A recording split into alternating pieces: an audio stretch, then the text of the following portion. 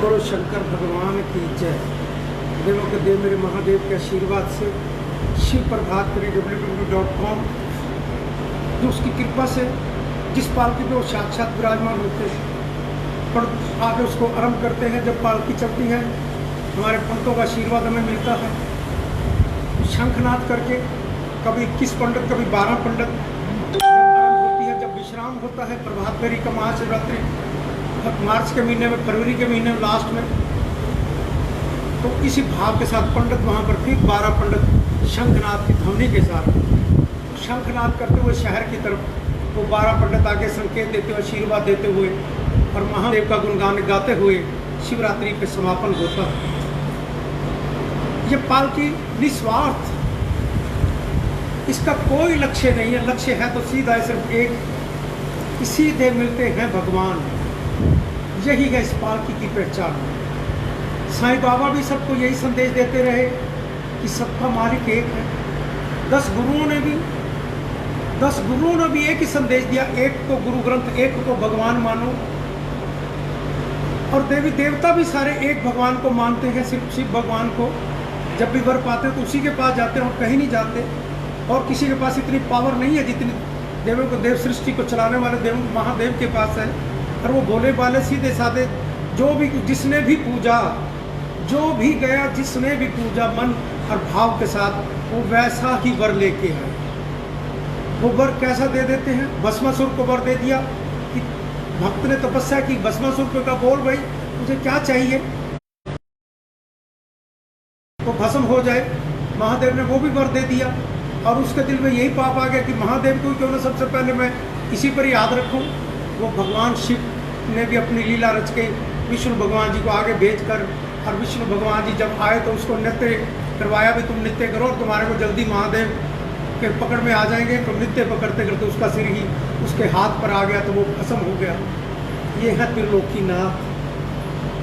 हर एक भगवान का भक्त ऐसा, वो घंटा तोड़ने के चला तो भगवान जी प्रकट हो गए। कहते भी बोल तो लोग तो मुझ पर जल चढ़ाते हैं, बेल भांग धतूरा ही बेल पत्थर चढ़ाकर प्रसन्न करके मुझसे वर मांगते हैं।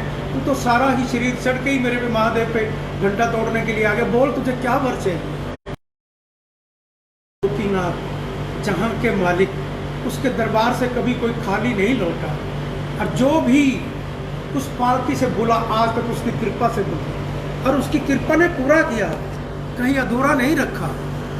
मेरे महादेव उस पालकी पे साक्षात विराजमान होते, क्योंकि पालकी देवलोक से आई, देवलोक से उसका रिश्ता है ना। आकाश पृथ्वी पाताल के बीच में, जमीन के बीच में जब पालकी वो चलती है, देवों के देव मेरे महादेव पालकी पर कृपा की। और उस पालकी के ऊपर देखो महादेव की कितनी बड़ी कृपा है। आप शायद सोचे होंगे इस भावना से मैं कह रहा हूं कि मैं बड़ी बात साल से आज तक की बात बता रहा हूं।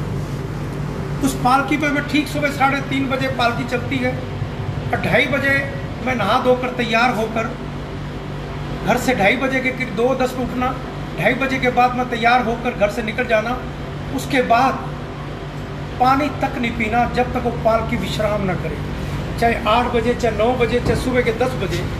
वो कई बार सुबह 7-8 बजे 9 बजे तक भी चलती है, कई बार 10 भी बज जाते हैं। एक आधा दिन महीने में ऐसा आता है उस पर प्रभात फेरी के चलते चलते कभी विलम्ब हो जाती है, लेट हो जाती है।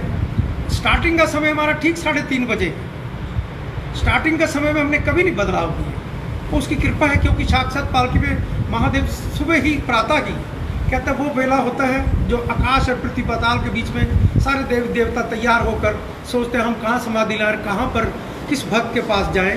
तो पालकी ये सजी होती है, इस पे पालकी पे जोत जल रही होती है ठीक 3:30 बजे। तो जब डमरू साज आवाज़ सब बजती है तो मेरे महादेव त्रिलोकीनाथ वहाँ पर आकर डमरू बजाते गए और श्री कृष्ण कन्हैया बांसुरी। जब दोनों की ताल मिल जाती है तो नाचने का प्रसाद है इस पालकी पे मेरे महादेव।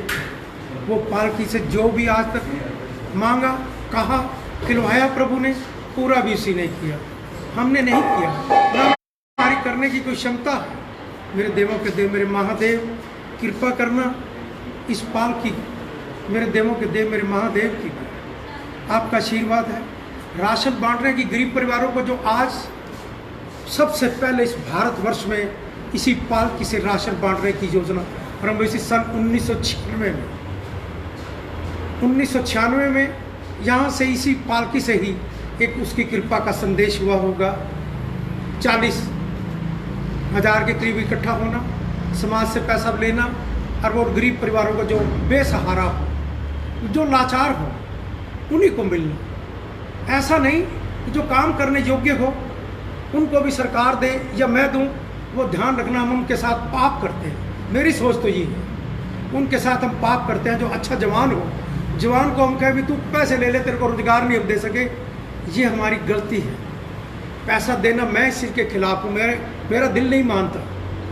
और मैं सच कहता हूँ, रोजगार दो। रोजगार कौन देगा? व्यापार देगा। व्यापार को अच्छी सहूलतें मिलेंगी तो व्यापार आगे बढ़ेगा। व्यापार से ही सारा संसार, कहता सारा संसार का व्यापार से ही सिस्टम चलता है।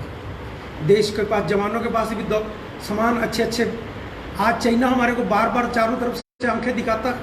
मैं कहता जितना भी हमारे पास पैसे की, कहता जहाँ से हम सेफ्टी कर पाएँ अपने रहने खाने पीने के लिए या कहीं अपनी और ऐसी सुविधाओं के लिए जिसको अभी मुझे मकान दुकान की जरूरत नहीं है, मैं अभी ना बनाऊँ, पर मुझे देश के लिए सबसे पहले मेरी बाउंड्री पे मेरे जो देश के जवान खड़े हैं उनके पास हथियार ही इतने हों, इतनी ज़बरदस्त उनके पास जहाज हों, इतने समुद्री हों, इस टाइप के हों कि और किसी के पास ना, और हमारे से दुश्मन उन चीज़ों को देख के उसके पसीने आते हों, ऐसा संकेत हो। वो दौलत लगे तो वहाँ पर लगे, अभी बाकी चीज़ों को छोड़कर, क्योंकि ये चाइना बाज नहीं आता। ये अड़ोसी पड़ोसी कमज़ोर देशों को हर समय उनकी जगह भूमि पर हड़पना, उसकी कम बिजनेस है उसका। ये भी एक बिजनेस है। ताकतवर देश होने से वो अपनी आंखें दिखाकर जगहों का कब्जा करना और दूसरे देश में हथियार देकर पाकिस्तान को हथियार और पैसा वो बिजनेस के माध्यम से करता। कितने मरा रहे हैं, उसको कोई चीज़ की चिंता नहीं, कोई इस चीज़ का इंसान नहीं है वो। तो कह सकता हूँ मैं, क्या बताऊँ इंसान के रूप में वो क्या पैदा हुआ है, वो देश के बारे में क्या सोचता है, अपने संसार के बारे में क्या सोचता है कि सारा वर्ल्ड मर जाए और मैं देश का, सारे संसार का अकेला ही मान। जैसे उसने अपने देश में अपने लोकतंत्र को अपने हाथ में हवाले कर रखा। ये भी गलत है कि लोकतंत्र को अकेला ही आदमी एक गलत डिसीजन लेकर देश में। इसी तरह एक और भी वो बार बार वो भी एटम बम दिखाता रहता है। जिस देश में ऐसी कौन होती है उसके कोई ना कोई सिस्टम ऐसे ही बनते हैं जहाँ पर देश कंट्रोल में नहीं रह, उसके अधीन हो जाता है और वो अपनी दादागिरी पर अपनी चला जाता है। जैसे हमारे पाकिस्तान की मिलिट्री है, वो दादागिरी पर रहती है, वो अपने प्रधानमंत्री के अंडर नहीं है, वो अपनी उसकी स्पीड चलती है, वो अपनी स्पीड से अपना गलत काम करते हैं, सब इधर उधर से माल भेजते हैं।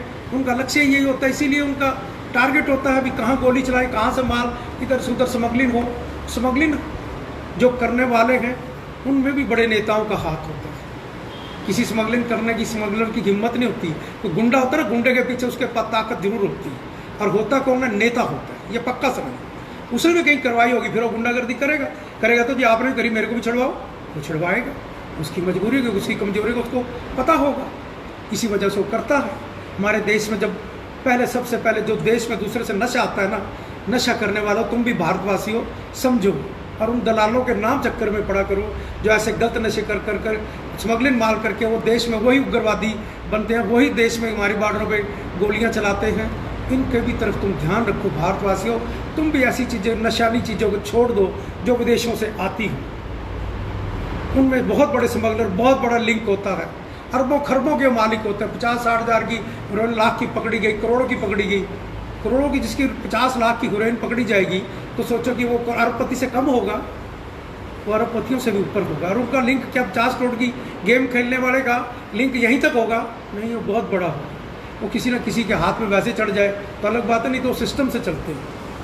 इन चीज़ों से दूरी रखना, इनसे मजबूरी देश के अंदर ये करना, इन लोगों का हमारे को, बाकी सारे संसार को, भारत को नुकसान पहुंचाती हैं ऐसी चीज़ें जिससे सारा सिस्टम मिलता है। अब जैसे कोरोना महामारी क्या बीमारी है, एक दूसरे के छूने के एक पास करीब आने से ही। अब बीमारी को, कोरोना महामारी को, आप बाजार में जाओ और दाएं बाएं जाओगे, कहीं गलत काम, किसी को कोरोना महामारी हो उसको छुओगे, उसके नज़दीक जाओगे, 2 गज की दूरी नहीं बनाओगे, मास्क नहीं पहनोगे, उसमें देश के प्रधानमंत्री की क्या गलती है? वो तो रास्ता मार्ग आपको लीक बना के दे दी उसने, अपनी लक्ष्मण रेखा खींच के दे दी कि आप अपने घरों में तब निकलो, जरूरी काम हो, मजबूर हो, जरूर जाओ, पर ये ध्यान रखो जरूर हो तो जाओ। ऐसे शहर करने, मटर मस्ती का समाना अब छोड़ दो। कोई काम बल्कि 2 दिन का काम 1 दिन में जाके, 1 घंटे में जाके कर सकते हो, 1 मिनट फालतू ठिकानों पे मत जाओ। ये अब सेफ्टी तुम्हारे पास है, ये दवाई भी तुम्हारे पास है, अपने घर की हिफाजत भी तुम्हारे पास है, रिश्तेदारों की भी हिफाजत अपने पास है। अगर आपको कोरोना महामारी होगी, अपने किसी यार दोस्त रिश्तेदार को मिलोगे तो उसको भी छुएगी, उसके परिवार को भी बर्बाद करोगे, अपने को भी कर रहे होंगे। आप जिसको भी हो जाए गलती से, गलती कहीं हो चुकी है, उसको फिर लको छुपो, डरो नहीं, सीधा हॉस्पिटल में जाओ या पुलिस को रिपोर्ट दो। हमारे देश की पुलिस ने बड़ा गौरव दिया है और डॉक्टरों का बड़ा सहयोग रहा कोरोना महामारी में, और जो कर रहे हैं अपनी जान पर खेल कर। देवों के देव मेरे महादेव कृपा करना होगा। अपनी जान हथेली पर रखकर पुलिस जवान भी चारों तरफ धूप कितनी है खड़े हैं चौराहों पर तुम्हारी हिफाजत के लिए। मेरे देवों के देव मेरे महादेव कृपा करना। देश के हमारे प्राइम मिनिस्टर जो अपनी सेवाएं दे रहा है, बता रहा है, हाथ जोड़कर संकेत दे रहा है, उसकी हम आज्ञा का पालन करें और मिलकर भारत को विश्व में सबसे उज्जवल बनाएं। सबका ये लक्ष्य होगा तो कोरोना महामारी से हम जीत पाएंगे। और ओम नमः शिवाय के जाप के साथ ही याद रखना, ओम नमः शिवाय का जाप ही महादेव से कोरोना महामारी से मुक्ति दिलाएगा। ओम नमः शिवाय, ओम नमः शिवाय, ओम नमः शिवाय, ओम नमः शिवाय।